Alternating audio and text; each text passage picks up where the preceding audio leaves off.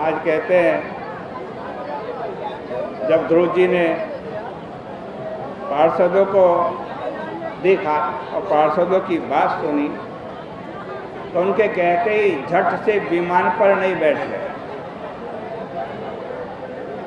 उनको उनकी बात सुन करके बड़ा आनंद आया, लेकिन ध्रुव जी ने पहले स्नान किया, उनके जो नित्य कर्म थे उन सबको पूरा किया।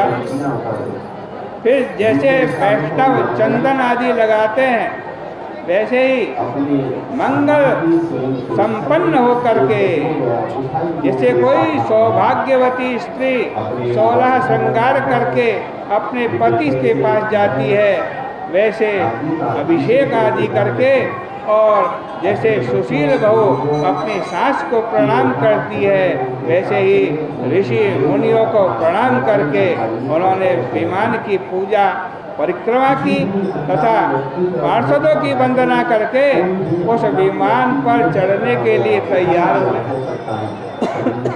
जैसे ही ध्रुव जी विमान पर चढ़ने के लिए तैयार हुए, इसी बीच में मृत्यु आ गई।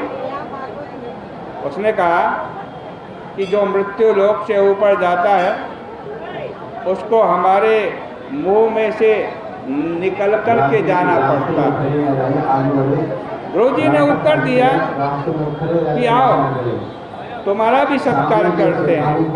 उन्होंने मृत्यु के सिर पर पांव रखकर जैसे सीढ़ी पर चढ़ा जाता है वैसे ही भगवान के विमान में आरोहण किया।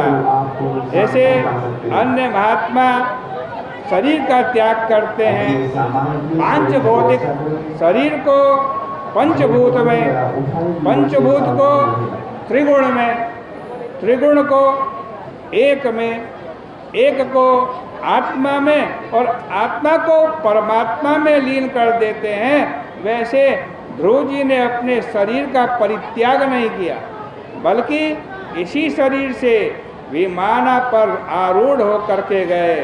देवताओं के बाजे बजने लगे। इतने में ध्रुव जी को अपनी माता सोनीति की याद आ गई और उन्होंने पार्षदों से कहा कि मैं अपनी माँ को अकेले छोड़ करके भगवान के धाम जा रहा हूँ।